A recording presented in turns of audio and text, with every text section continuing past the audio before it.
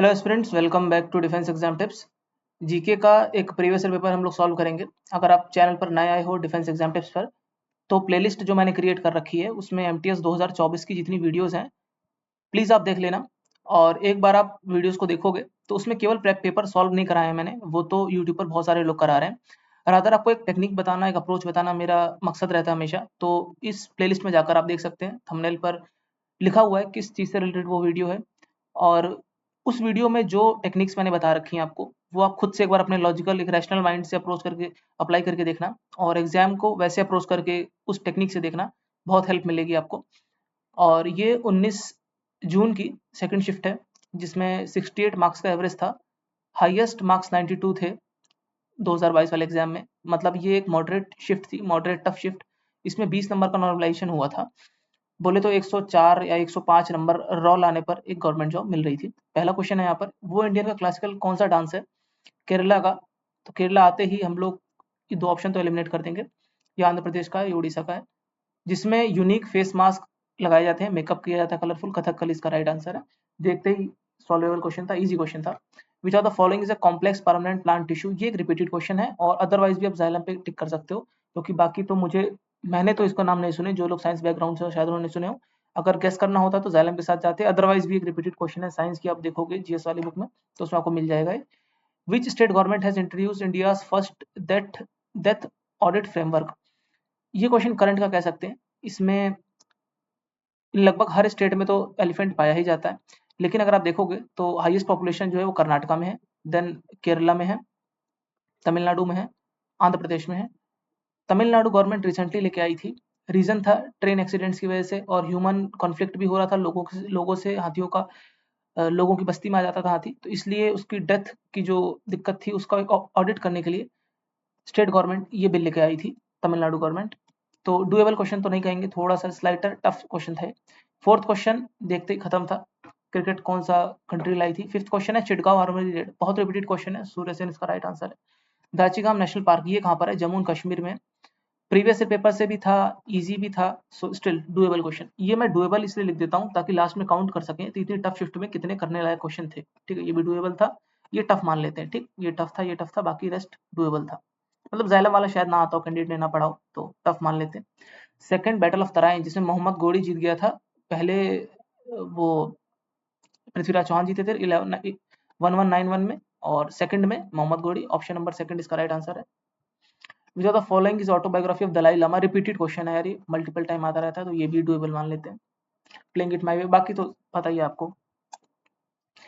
Ninth, ये थोड़ा tough question है, ये थोड़ा सा इन्होंने हाई लेवल का क्वेश्चन दे दिया है। अगर आपने पढ़ा हो तो अच्छी बात है। ग्रैप फ्रेमवर्क होता है, ये इंडियन गवर्नमेंट लाई थी, union government. Graded response action plan, ये पॉल्यूशन को खत्म करने के लिए था। बहुत ज्यादा जो नदर्न इलाकों में पराली जलती थी, जो आपको अगर आपने कभी न्यूज़पेपर में पढ़ा हो, दिल्ली में बहुत ज्यादा स्मॉग की दिक्कत रहती थी, बाकी अन्य स्टेट में भी। और सिर्फ पराली नहीं, बाकी और चीजों में भी एयर पॉल्यूशन को कंट्रोल करने के लिए ये एक ग्रेडेड रिस्पांस एक्शन प्लान लाया गया था। तो ऑप्शन नंबर 1 इसका राइट आंसर है। ये टफ क्वेश्चन मान लेते हैं इसको। हाउ मैनी व्हाइट लाइट में कितने कलर होते हैं? 7 होते हैं। विबग्योर आपने पढ़ा होगा, तो 3 3 6 1 7। ठीक है, violet, indigo, blue, green, yellow, orange, red. ठीक है। 11th क्वेश्चन है, किस टेम्पल को ब्लैक पगोडा के नाम से जाना जाता है? सन टेम्पल, कोणार्क में। आसान क्वेश्चन था, तो इसको डुएबल कर देते हैं। इसको भी डुएबल कर देते हैं। डुएबल मतलब किया जा सकता था, इतने ही ज्ञान के साथ। सदर्न पार्ट जो है भारत का, वो किस जोन में लाई करता है? जैसे कि ये हमारा प्यारा भारत है, इसका जो सदर्न पार्ट है, ये वाला पार्ट, ये कहाँ है? ये ट्रॉपिकल में आता है, इक्वेटर पास होती है, सॉरी ट्रॉपिक ऑफ कैंसर पास होता है, और नीचे इक्वेटर है, उसके बीच में ट्रॉपिकल इसमें आता है। ऊपर का थोड़ा सा इलाका टेम्परेट में आता है, ये वाला, बाकी रेस्ट ट्रॉपिकल ही है। तो ऑप्शन नंबर 1 इसका राइट आंसर है। M S Gopal Krishnan master, ये रिपीटेड क्वेश्चन है by the way. M S Gopal Krishnan master both Carnatic and Hindustani classical music, ये क्या बजाते थे? वायलिन के ये प्लेयर थे। ऑप्शन नंबर सेकंड इसका राइट आंसर है। डुएबल कैटेगरी में डाल देते हैं, बिकॉज इसमें याद ज्यादा करना था, तो टफ में ही रखते हैं इसको। ठीक है, हालांकि रिपीटेड क्वेश्चन है बट स्टिल। घटम के प्लेयर, वायलिन के और नादेश्वरम के, इनके इनके प्लेयर्स जो हैं वो बहुत थोड़े से हैं। अगर आप याद कर सको तो कर सको, अदरवाइज क्योंकि जो जो संतूर वादक है, सितार वादक है, ये बहुत सारे हैं, इनको याद करने में दिक्कत है। लेकिन जो वायलिन, घटम, इनके 2 ही 4 हैं, अगर आप याद कर सको तो। अदरवाइज हम टफ मान लेते हैं इसको। गुरु नानक जयंती, रिपीटेड क्वेश्चन है। कार्तिक के महीने में इनका जो है इनकी जयंती मनाई जाती है कार्तिक की पूर्णिमा को। अब यहाँ फुल मून लिखा हुआ है, कई बार पूर्णिमा लिख देते हैं, तो वही बात है। एवरेज सैलिनिटी ऑफ ओशन, एक बार क्वेश्चन आया था कि यूएन ने यूएन ने मिनिमम कितना वाटर की क्वांटिटी जो है वो रिकमेंड करी है, कुछ ऐसा क्वेश्चन था शायद। तो उसमें मतलब मिनिमम एक एक पर्सन को अपने दिनचर्या के लिए कितने लीटर पानी चाहिए, तो 50 लीटर वो मिनिमम क्वांटिटी है। ऐसा भी क्वेश्चन आया था, तो मुझे रैंडम याद आया तो मैंने बता दिया आपको। वैसे एवरेज सैलिनिटी जो है वो 33 होती है, यहाँ पर 35 दे रखी है, उसकी क्लोजेस्ट 33 मतलब 33 की क्लोजेस्ट 35 है। डुएबल सवाल है, रिपीटेड भी है, अदरवाइज भी आपने कहीं ना कहीं इसको जरूर पढ़ा होगा कि एवरेज सैलिनिटी कितनी रहती है। डेड सी वगैरह की पढ़ी होगी आपने, डेड सी है, और एक एक एक लेक और है, मुझे याद नहीं आ रहा, टर्की में लेक वन, ठीक है, लेक वन है, उसकी सैलिनिटी बहुत ज़्यादा है, मतलब उसमें लोग डूबते नहीं है, कुछ ऐसा उसका सीन है। Officially the first recorded statistics on transgender कब हुआ था ऐसा, तो कॉमन सेंस अगर आप लगाओ और गेस मारो तो 2011 में हुआ था, सबसे रिसेंट जो हुई थी सेंसस। और उससे पहले शायद इतना चलन में था नहीं कि इस कम्युनिटी को भी कंसीडर किया जाए, तो शायद 2011 होगा, लेकिन इसको टफ कैटेगरी में डाल देते हैं, इतना कोई शायद नहीं पढ़ता होगा, या फिर 2011 के अपने इन डेप्थ अगर आपने पढ़ी है, इन डेप्थ पढ़नी भी चाहिए सेंसस, क्योंकि इससे क्वेश्चन बहुत आते हैं। सो स्टिल टफ कैटेगरी में डाल देते हैं। According to the Indian constitution who is the head of the union, ये क्वेश्चन बड़ा घुमा देने वाला है। कैंडिडेट इसमें प्राइम मिनिस्टर पे टिक कर सकते हैं, या फिर इन दोनों में कंफ्यूज हो जाएंगे फर्स्ट और थर्ड में। हमेशा ध्यान रखना, हेड ऑफ द यूनियन मतलब head of the state, head of the country president of India है जो कि एग्जीक्यूटिव हेड होता है, head of the government prime minister होता है। ये बात क्लियर होनी चाहिए आपको, और ये भी पता होना चाहिए कि भारत की एग्जीक्यूटिव में कौन कौन आते हैं, ठीक है, पीएम आते हैं, वाइस प्रेसिडेंट आते हैं, प्राइम मिनिस्टर आते हैं, काउंसिल ऑफ मिनिस्टर आते हैं, और अटॉर्नी जनरल ऑफ इंडिया, ठीक है, ये बात ध्यान रखना। डुएबल का सवाल था लेकिन थोड़ा टफ था, लेकिन हो सकता था सही। एडवोकेट जनरल ऑफ स्टेट कौन सा आर्टिकल है मेंशन 165 में, मैंने आपको कितनी बार कहा advocate general of India, advocate general of state centre, attorney general of state, और supreme court, high court, CAG, इनके आर्टिकल मुंह जबानी याद होने चाहिए। DPSP, fundamental duty, fundamental rights, इनके सारे आर्टिकल्स जो हैं पता होने चाहिए, क्योंकि इतनी ही एरिया से आते हैं, ठीक है, पंचायती राज यही सब। बाकी आपसे इतना वो फालतू नहीं पूछ रहा है, तो उतने आर्टिकल हम लोग को याद करने चाहिए। डुएबल सवाल में मान के चलता हूँ, क्योंकि मैंने कई बार कहा भी और प्रीवियस ईयर में आया भी है। Which Turkish invader attacked and raided the Somnath temple, Mahmud Ghazni, सबको पता है, गोरी में कंफ्यूज मत हो जाना।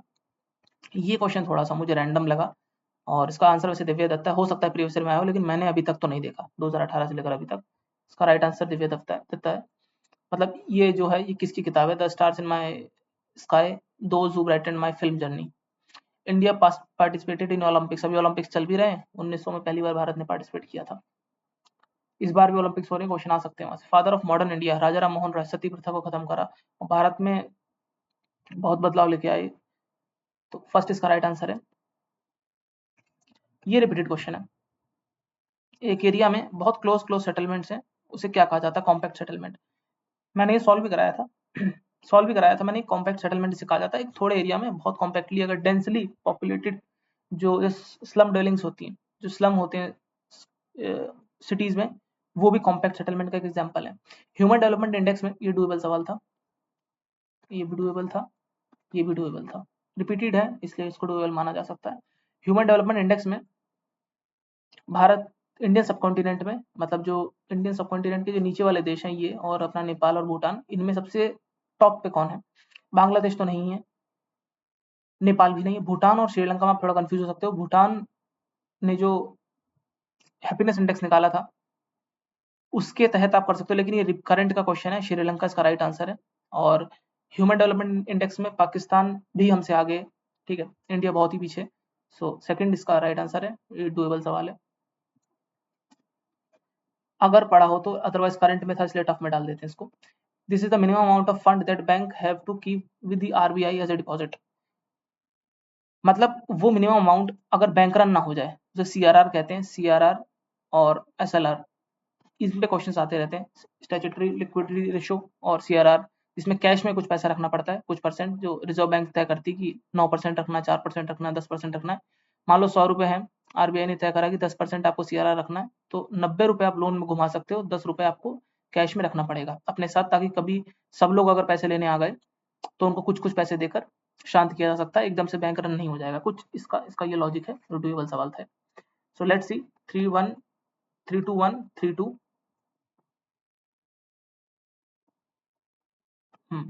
32132 दाचीगाम नेशनल पार्क वाला तो आसानी क्वेश्चन था। 33212 33312 1 और 2 ऑलराइट।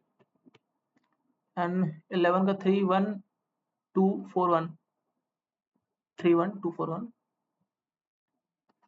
31241 31441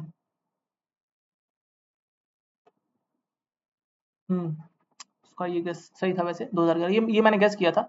और अभी रिसेंटली जब से LGBTQ कम्युनिटी का बहुत ज़्यादा प्रचलन में भी आ रहा है, सुप्रीम कोर्ट भी, ऑनरेबल सुप्रीम कोर्ट भी इसके ऊपर का निर्णय दे चुका है, तो 2011 मुझे मोस्ट रिलेवेंट लग रही थी। अदरवाइज गेस भी मार सकते थे, तो ठीक है, बट स्टिल हम लोग टफ ही मान के चलेंगे इसको। बाकी देखते हैं, इसका 17th का 1 होना चाहिए। 1441 1441 ये दिव्या दत्ता वाला आप चाहो तो याद कर लो, लेकिन मैं टफ कैटेगरी में डाल रहा हूँ, इतना रैंडमनेस के साथ शायद ही कोई प्रिपेयर कर सके। 31422 31422 ये श्रीलंका वाला थोड़ा सा टेक्निकल क्वेश्चन आ गया 2021-22 में कि साउथ एशिया में इंडियन सब कॉन्टिनेंट का जो इलाका है, यहाँ के जो कंट्रीज हैं अपना श्रीलंका, म्यांमार वगैरह आ गया, बांग्लादेश आ गया और भूटान और नेपाल, तो इसमें थोड़ा कंफ्यूजन वाला क्वेश्चन है, इसलिए इसको टफ में डाल देते हैं। जरा डुएबल क्वेश्चन हम लोग काउंट कर लेते हैं कि डुएबल कितने थे और टफ को भी देख लेते हैं जरा कितने थे। ठीक है, आउट ऑफ 25 लेट्स सी,